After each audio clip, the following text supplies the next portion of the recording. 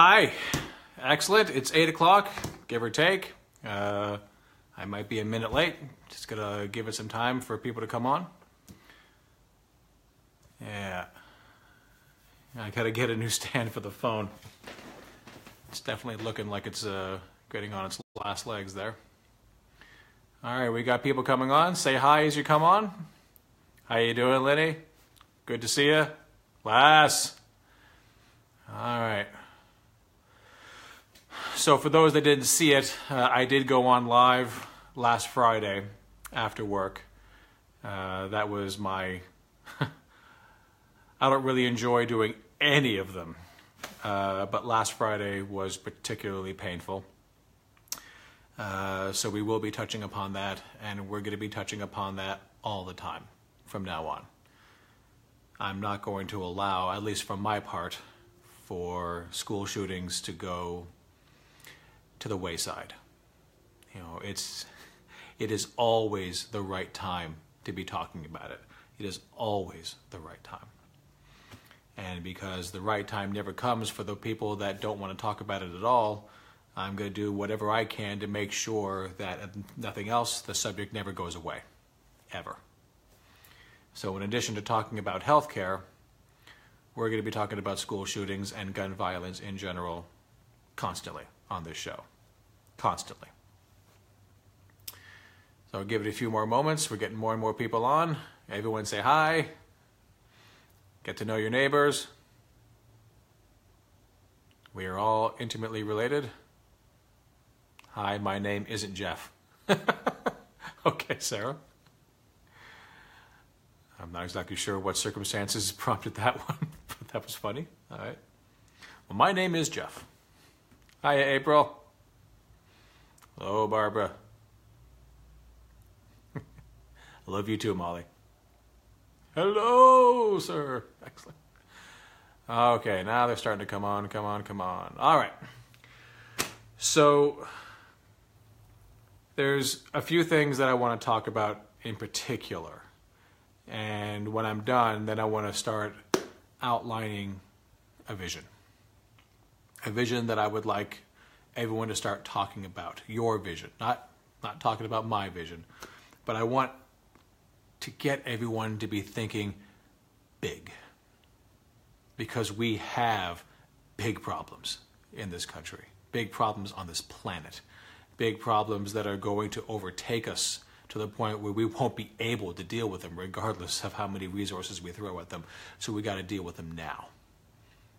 And that's going to require big vision and big push and absolutely monumental collective effort.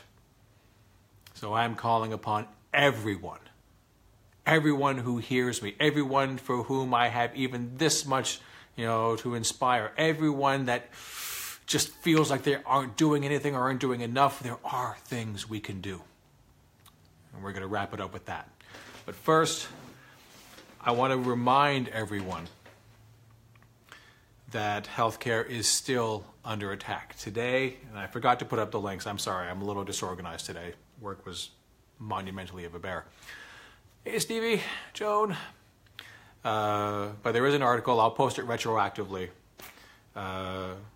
where they are contemplating, trying to push, in the same way that they pushed successfully in several states to push for work requirements for Medicaid recipients. They are also trying to push for lifetime caps on Medicaid.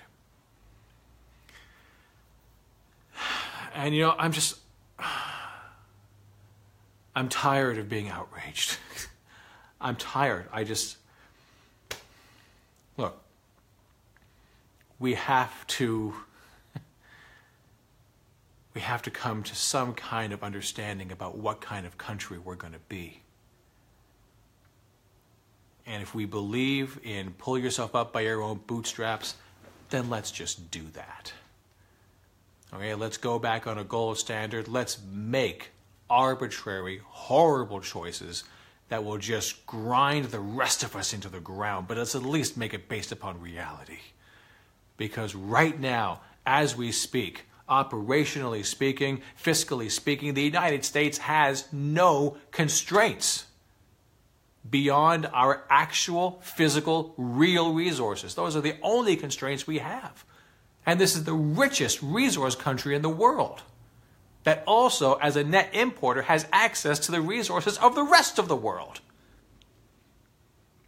I just saw an article today where Paul Ryan is yet again stating that the hole in the deficit is because of entitlements, and we're going to have to rein in entitlement spending. No! We absolutely don't need to do that. He is lying to us again. And it is our responsibility, as those of us that know the truth, that know the difference, to get up in his face and tell him and anyone that might be listening that we know where the dollar comes from. Article 1, Section 8 of the Constitution. We create the dollar, we set its value, and we enforce the need for that dollar through taxation.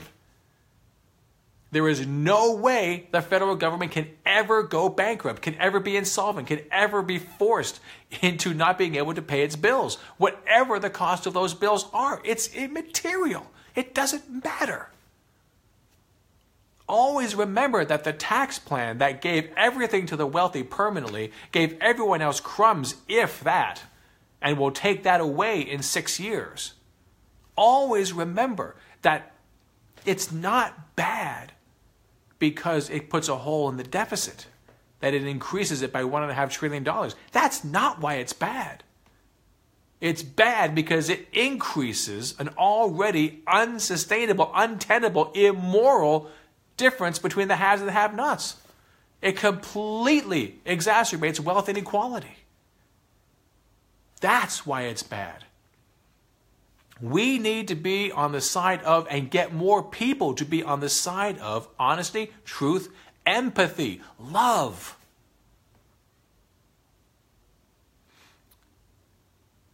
It's just, it gets harder and harder when I see people like Paul Ryan telling us that he is going to be cutting our health care, cutting the health care of the most vulnerable amongst us. That will lead to suffering, that will lead to death. And we have people walking into schools and shooting dozens of people, children. And I see all the things that are happening to us as a nation. I see everything that they're trying to take away. First, they took away our wages, and they took away our unions, and they took away our health care. And that's on top of already actively dividing us by race, by gender. We are supposed to be one human family, bound together by common purpose, bound together by love. And we can still do that. We can still fight for what is right. We can still stand up for one another. We have children out there right now marching in the streets, begging for their lives. They are standing in front of state houses, in front of the White House, doing the job that we should have been doing for decades. We are being taught a lesson by children. I am absolutely blown away. When I went to that town hall in May, facing up with MacArthur, before I even got on, there were a couple of teenagers that got in his face before I did. I don't consider myself to be anything. Those kids were heroes. Those kids pushed him, and they didn't let up. Those kids gave me hope. And these kids now in Florida, holy shit. I don't know that I could ever look them in the face. I don't know that I could ever look them in the eye, because we have failed them. We have all failed them because we all failed to act before they were forced to, before they had to. Because their lives are on the line. I don't think there's a kid in the entire country who no longer believes that it won't happen to them. It can happen to them. It has been happening to them.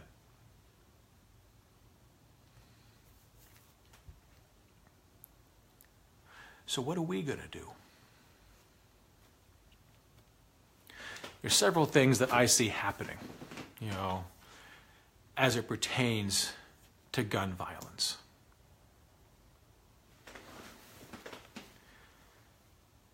First and foremost, divide and conquer is death. We have to start seeing more in common with everyone around us. Black, white, Asian, Hispanic, rich, poor. There is more that unites us than divides us. We are stronger together. I was asked today at work, how could I possibly make a difference? Asking of me. And my response is, I can't. But we can. Guillaume, the rich don't care. The rich care about things. It is our job, it is our responsibility to find out what it is they care about that we also care about. Where do we have common ground? This does not mean placating them. This does not mean that we ever give in, that we ever allow ourselves to be under their boot. But it is extremely important that we understand that if we think of them as enemies, that we will then treat them as enemies. Now you ask yourself, if someone is treating you like an enemy, how do you respond? What is your knee-jerk reaction?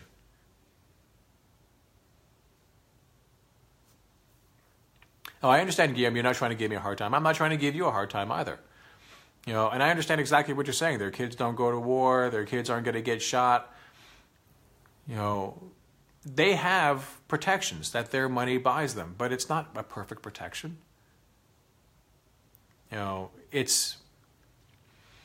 We got to find things that unite us. They love their kids, we love our kids.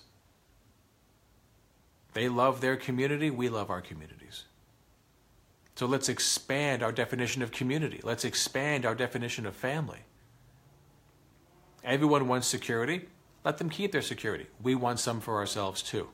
Let's get them to understand that if we have communities that are economically secure, if we have communities that have opportunity, shared prosperity, if we have fewer and fewer and fewer and fewer people feeling the economic desperation of I don't even know where my next meal is coming from,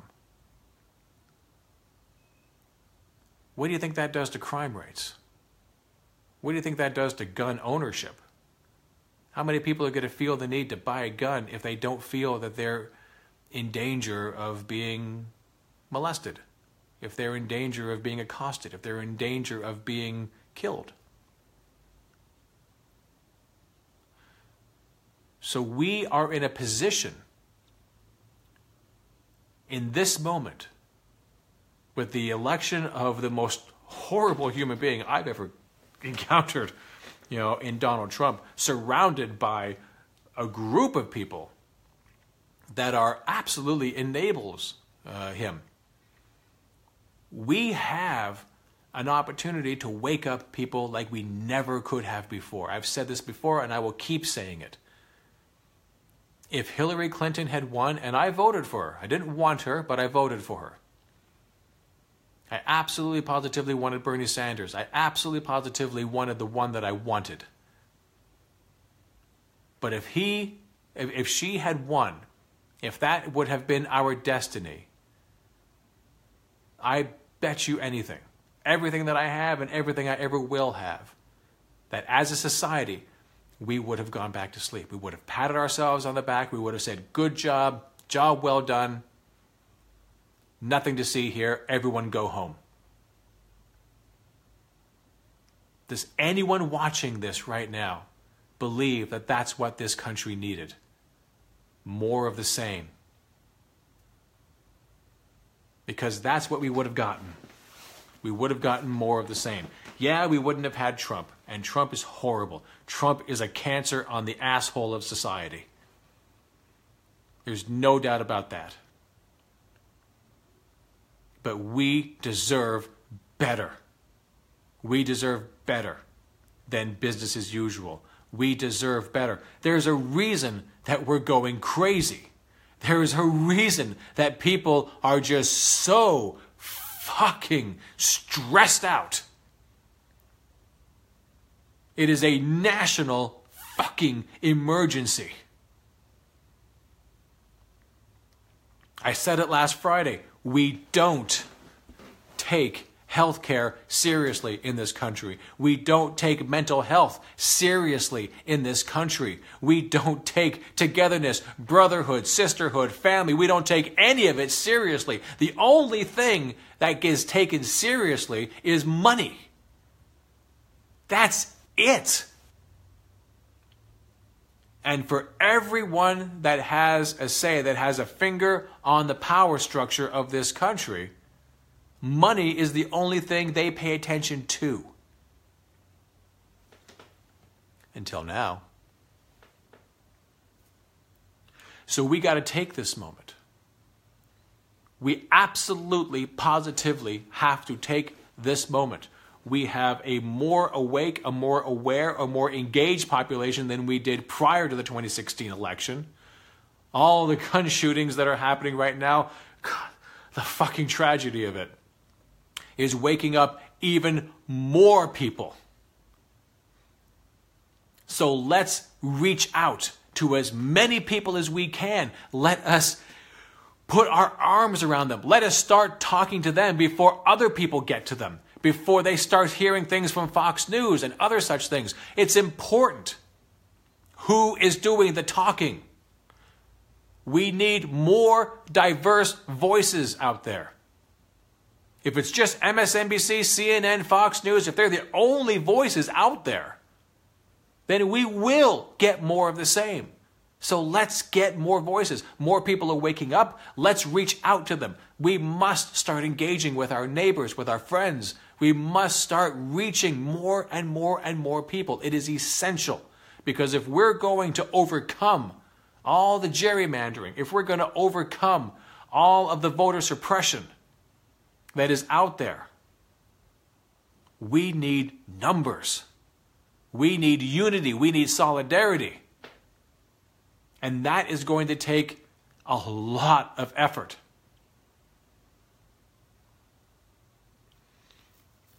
So that's our job. I've said it before and I'll say it again. Write letters. Send them everywhere. Send them to your members of Congress. Send them to the White House. Send them to every news agency out there. There's a lot of independent media. You got to start paying attention to the independent media. Facebook is coming down on them. Google is coming down on them. YouTube is coming down on them.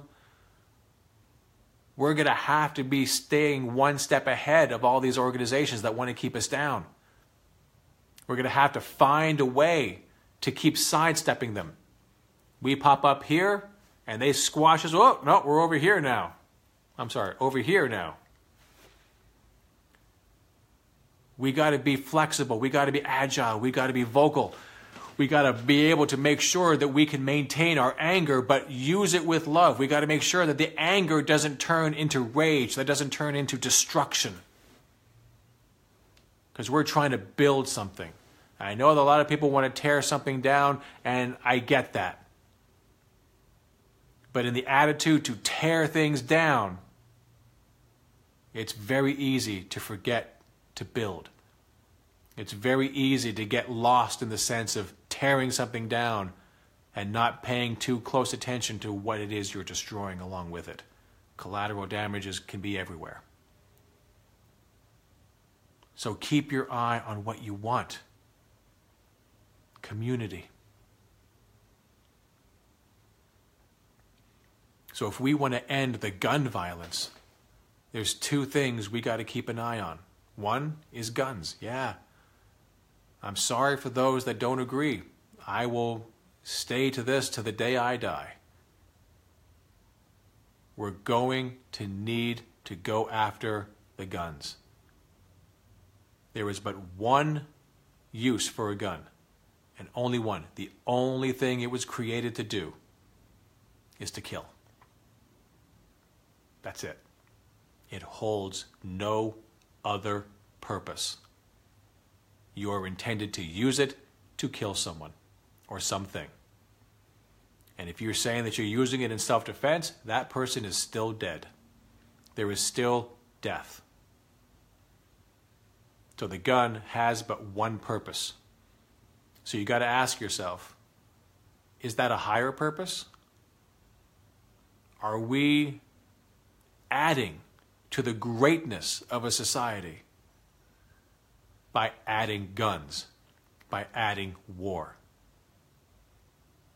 So many people that are even on the progressive side are very anti-war, very anti getting involved in other countries. I get that. So we got to get rid of guns. It's got to be a domestic and an international commitment. There's no purpose to them. No purpose that suits a higher purpose. So that has to be the ultimate goal. It's not going to happen overnight. Because of the other aspect. We do have a mental health issue in this country. If we suddenly got rid of all the guns right now, we will absolutely not be dealing with the cause of the shootings. And they will find other expression of their pain. And people will still die. Maybe not in as big numbers. Maybe they'll go into pipe bombs and just maim people. Who knows? So we have to deal with the underlying issues. I fully agree. Guns don't kill people. People do. But damn, it's easier to kill people with a gun. It's easier to kill a lot of people with a gun. It's much more impersonal. You don't have to get up close and personal. You got to be a certain kind of crazy to kill anyone at all. But guns do make it easier. But if we don't deal with the underlying mental health issues, we're screwed. So we have to do both. And it has to be concurrent. It has to be at the same time. So in the short term, we need background checks. Hard, stringent background checks. No loopholes. Gun shows, I'm sorry. A gun show is not like another trade show. It's a trade show of death. It's a trade show of destruction. So no one is saying that you can't get your guns. The Second Amendment says nothing about being able to just simply walk in and buy it. It says nothing about being able to go to a loophole, to go to a gun show and be able to walk out with one that very same day. It says nothing about that. No one is infringing upon your right to have a gun by forcing you to wait X amount of time. No one is infringing upon your ability to own a gun by closing loopholes. No one is infringing upon your right to own a gun by having a background check to make sure that you're not crazy. I mean, for God's sakes, you can be on a terrorist watch list and not be able to fly on a plane, but you'll be able to go to any gun show and pick out a gun and buy it legally. So, background checks, mandatory waiting periods, close all the loopholes. It should be, at the very least, reasonably difficult to get a gun. I'm not saying it needs to be expensive, but it should be reasonably difficult. And Yes, age requirements, absolutely. If we don't trust you with alcohol, we shouldn't be trusting you with a gun. That's fucking insane. Absolutely motherfucking insane. So there's going to need to be what would be considered common sense gun regulations. And by all available polls, Republicans and Democrats get behind that. Republicans, Democrats, independents. So fucking do it. Do it. Stop talking about it. The time for talk was years ago. It's time to just do it. So we need to do it. That's it.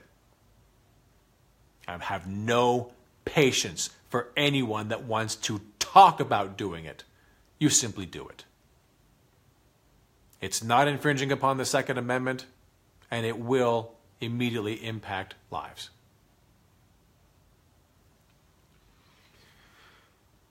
Second, that's just to keep the guns out of the people that are crazy now. Now we got to deal with the crazy. Now we absolutely positively need single-payer health care. Something that will cover everything. Everything for everyone. I don't care what your problems are. I don't care how serious. I don't care how benign. But it has to include also comprehensive mental health issues. I know a guy who's going to therapy has to go only a couple of times a month. Not because that's all that's required. He's got some serious fucking problems. If it were up to his therapist, he'd be coming twice a week. He can barely come twice a month. Because he has a copay every time he goes. $40. 40 goddamn dollars. It'd be $320 a month if he went as often as his therapist told him he should go. But he's not getting the care that he needs because he can't afford it. He actually has health insurance. It covers mental health, but he has to pay for it every time, and it's expensive. Even at just $40, it adds up. That is not taking healthcare seriously. That is not taking mental health seriously. It's time that we all started looking around at what we're dealing with, at the economic desperation that people are feeling. How many people feel secure in their jobs? How many people feel secure that if they rock the boat, they can keep that job? How many people can afford to lose a job? How many people out here, according to more and more polls, can afford a $500 emergency? Half the country, almost 60%, are in poverty or are so close to poverty they can lick its ass.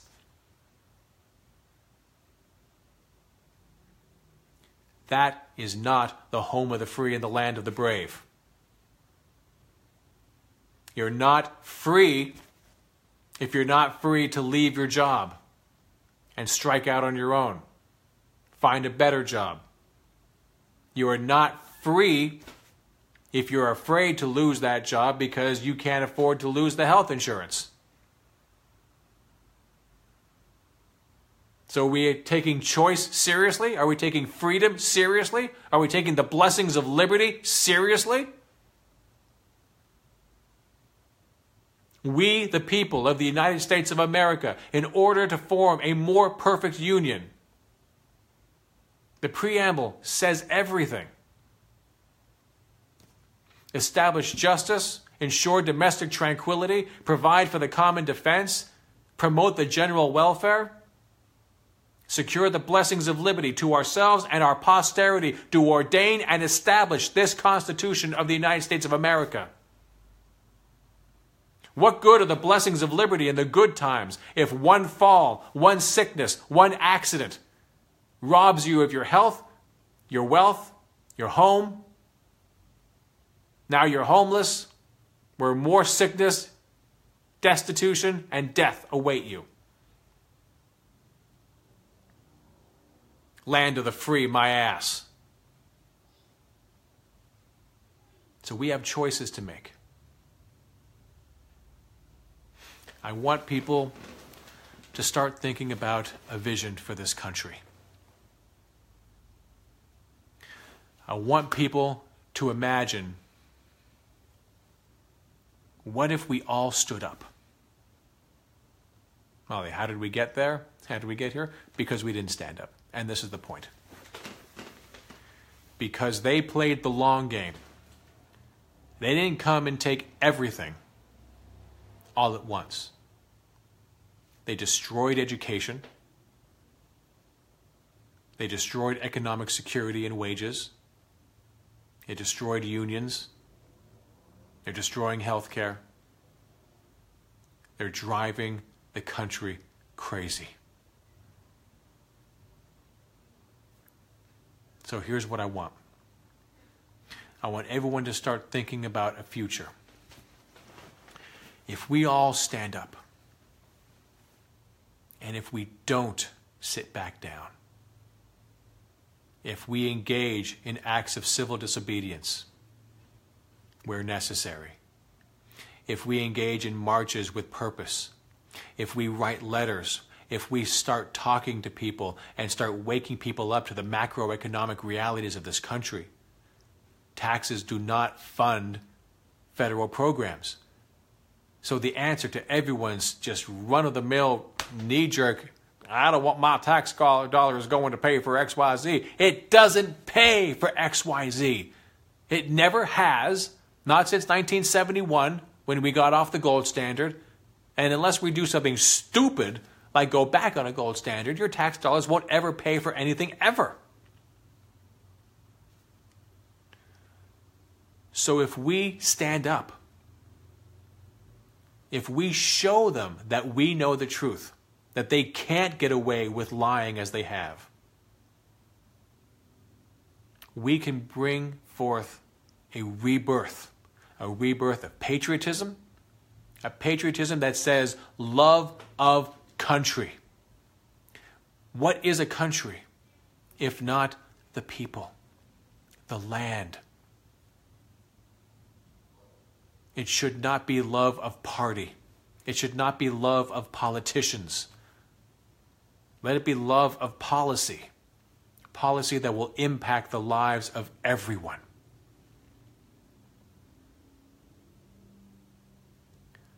I see a future where we tell Saudi Arabia to go fuck itself. Where we tell ExxonMobil to go fuck itself.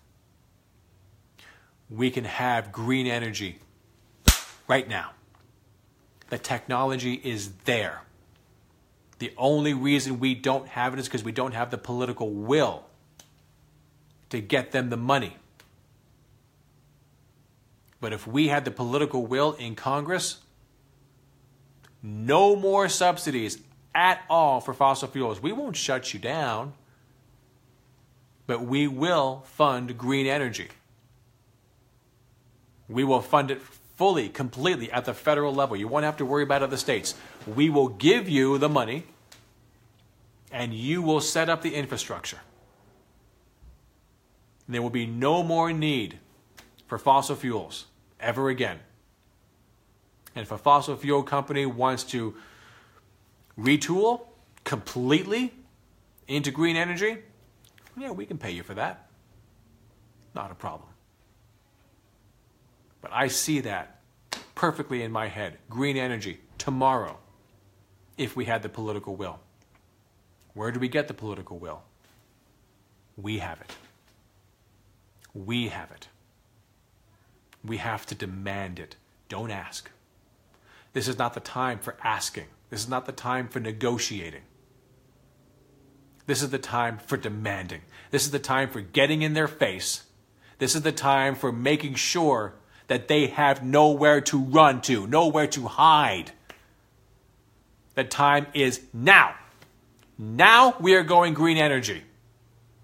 You will pay not one more dime, not one more bit of our collective resources, not our tax dollars, our resources, no more into fossil fuels. You will completely redirect into nothing but green energy, we can retool right now. And for everyone that will be losing a job, we have a federal jobs program. And you will be taken care of. You will not be unemployed. You will simply be redirected. You, as a citizen of this country, an independent individual, are also, at the same time, part of our collective resources. And we need you to thrive. Why do we need you to thrive? Because if you thrive, along with everyone else, the economy thrives. Why? Because the economy requires sales. The economy requires that more people have more money. If they have enough money to be able to save as they need, then everything that comes after that, they can start spending. They'll start spending on cars, electric cars, and or other green energy type transportation.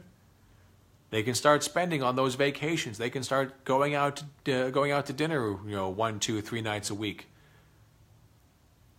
They can start affording things. They can start spending into the economy.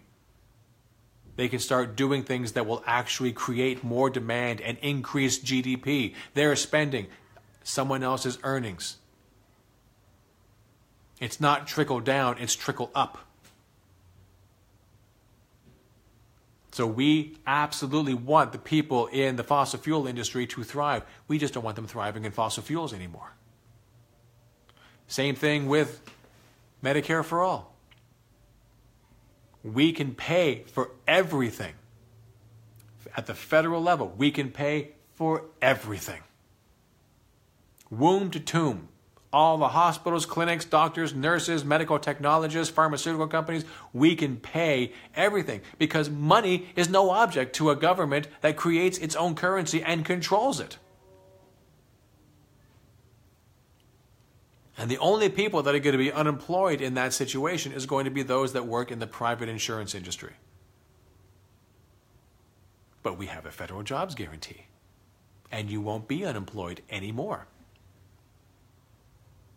There will be work for you. Guaranteed. That's why it's called a federal job guarantee. You will be put to productive use. You will have work available to you. You will be able to pursue work that is rewarding to you, that will give you meaning. We will also have the infrastructure. We won't have crumbling roads and crumbling bridges. Crumbling buildings. We will also have an educated population because the federal government can afford to pay for all education, from kindergarten to your first PhD. So imagine this future. Imagine this future where everyone has a job that wants one. And everyone that can't have a job is still taken care of with the social safety net. A combination of the federal job guarantee and a universal basic income. A combination of the two, not one or the other, both. Interwoven into the system. Taking care of our environment, clean air, clean water. Taking on climate change head on. Changing our food supply system, no longer subsidizing meat and dairy and sugar and replacing it with fresh vegetables and good healthy food. Making that cheap. Encouraging the opening of vegan fast food restaurants. So that if you're on the go, you can have the choice of McDonald's if that's what you want. But in order to make that an actual choice that you get to make, as opposed to the only choice you can make, we will need to encourage, if we truly want to deal with health in this country, the federal government will need to encourage the growth of health food. Healthy food.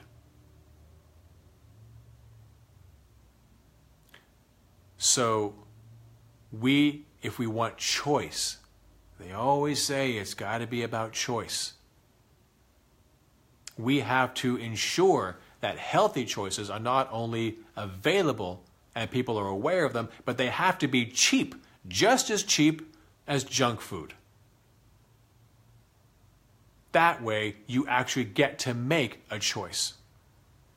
I'm choosing to eat at the health food restaurant. I could eat at the McDonald's just down the street. I don't want that for my body.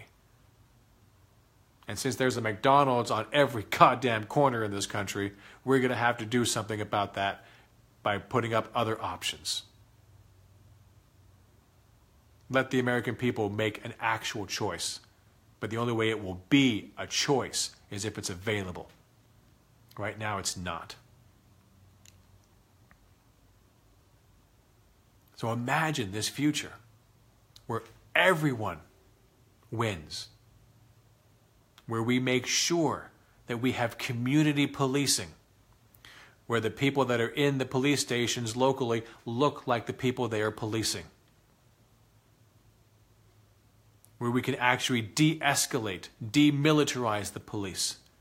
Because what happens when everyone has a job? What happens when everyone is leading a fulfilled life?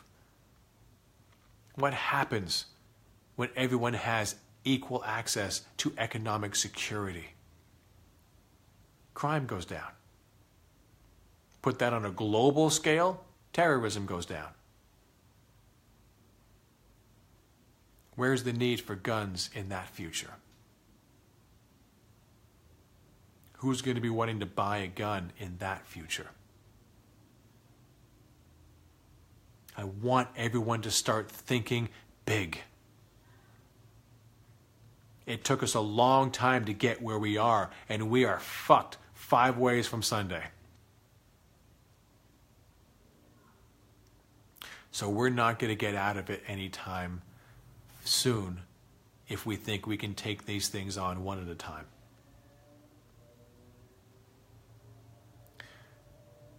So let's think big. Let's be bold.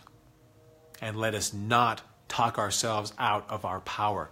Let us start talking other people into their power. Let us start getting people to understand exactly how strong and powerful they really are. Not just as individuals, but if we unite as a group, as one united people. There's nothing we can't do. There is nothing in front of us, no challenge in front of us that we can't affect change on. Major change. It's in our grasp right now. We have to start by activating as many people as possible. Getting them to understand not only the severity of the problem, but also the source of the problem. I can't tell you, how many times I've had conversations with people about modern monetary theory. And when the light goes on, the screaming starts. That's how it happened with me, and I've had it happen with a lot of other people. Once the light goes on, it's easy to tell people that the government is lying to you. That is the easiest lie to believe. But to believe the lie is taxes fund federal spending. It's a simple, seductive lie. It's brilliant. We understand debt as it pertains to us. We need an income. We need to beg, borrow, steal to be able to get things for us to be able to spend money on. So it's easy to get us to understand that that's exactly the way it is for the federal government. It's the easiest lie to believe. And when I wake people up to realize that they have been lied to, holy fuck, are they pissed. And that's why it's so important that when we talk to these people, we direct their actions. That we make sure that they become part of the conversation about what we're going to do, and then do it. Because I've seen people get really pissed, like I'm afraid they're going to do something. So we got to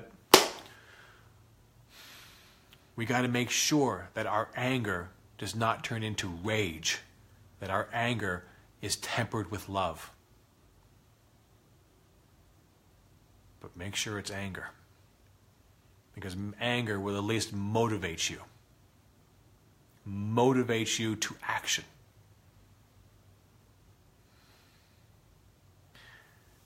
Anyway, it's been a very long week. I haven't slept very well in quite a while. Not since last Wednesday. So, I'm going to sign off.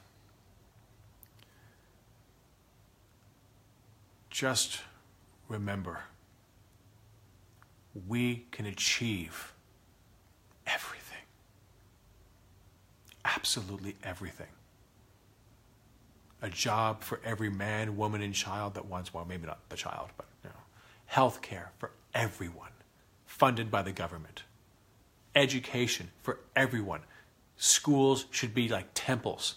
Teachers and doctors should be amongst the highest paid individuals in the country.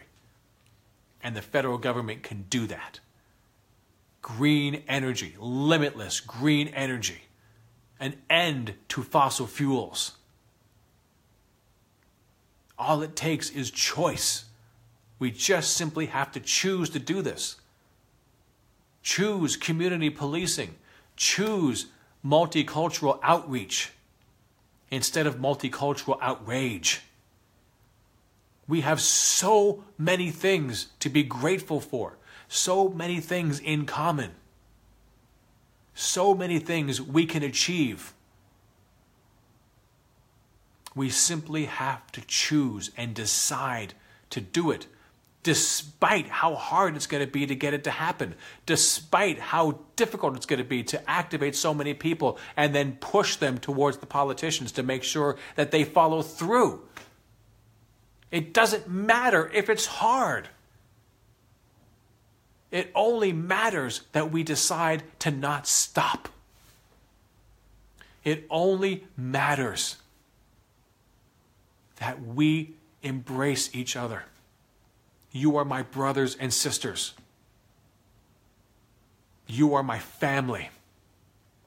And I will fight for you as I fight for my biological family.